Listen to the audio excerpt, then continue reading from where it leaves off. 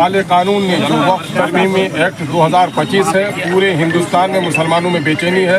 इंसाफ पसंद जो non Muslims हैं, हिंदू मुस्लिम सिख ईसाई, सब इस काले कानून की मजम्मत कर रहे हैं और ये काला कानून वापस लिया जाए, सब लोगों का मुतालबा है। उसी को लेकर सीमांचल के किशनगंज में एक अजीमुस्शान एहतजाजी जलसा किया गया है, एक आक्रोश सभा का आयोजन हुआ है और वो 20वीं तारीख अप्रैल के एतवार के दिन 10 बजे यहाँ लाखों लोग जमा होंगे और शांतिपूर्ण माहौल में इस काले कानून की मुखालफत की जाएगी। बिहार के सीएम ने मुसलमानों के सीने पे खंजर घोंपा है और देश के संविधान के विपरीत अपना अमल किया है। लोगों को उम्मीद थी कि शायद आखिरी काल में भी शायद अपने सेकुलरिज्म का सबूत देंगे नीतीश जी, लेकिन नीतीश जी ने पिछले दिनों में जितना धोखा दिया था तलाक बिल में, सीएए के कानून में, उसी तरह फिर एक बार धोखा दिया है।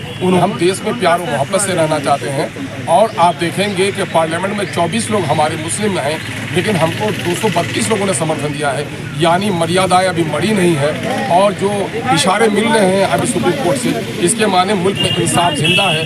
इसलिए हम लोग इसके खिलाफ किशनगंज में एक तारीखी हम लोग एहतजाज करने जा रहे हैं और ये जो हमारा जो आक्रोश सभा होगा, इसमें हमारे तमाम तर धार्मिक जो संस्थान हैं, वो all India Muslim personal law board हो, जमीयत उलमा हो, इदारा शरिया हो, इमारत शरिया हो, इमारत अहले हदीस हो, अहले सुन्नत वल जमात हो, सिया मकतब फ़िक्र के लोग हों, उलमाए मजलिस उम्मत मजलिस हों या एहरार कमेटी हों, ये सब लोग इसमें शामिल हैं और एनडीए के खिलाफ तमाम तर सियासी पार्टियां इसमें शामिल हैं। इसलिए हम लोग चाहते हैं कि तारीखी यह जलसा हो और हमारा जलसा पूरा मन होगा, शांतिपूर्ण होगा और हम ये कहते भी हैं और इसमें शामिल होने वालों से भी अपील करते हैं कि हमारा जलसा पूरा मन होगा।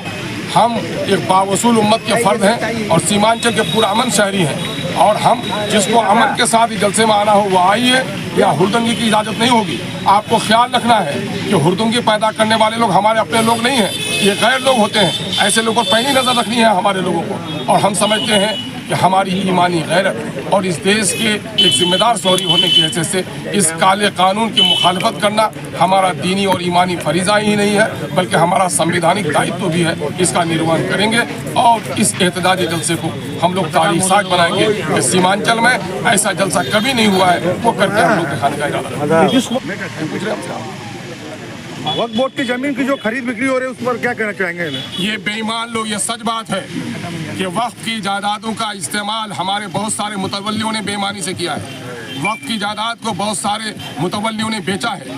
इन बेईमानों के नतीजे में ही ये वबा हमारे सर आई है। आज खटमल मच्छर मक्खी के खातिर घर को आग लगाने का आप मोदी सोच रहे हैं और हम समझ रहे हैं ऐसी जहरीली दवा दो कि ये कम अज कम मच्छर मक्खी जो है ये कमीने मर जाएं।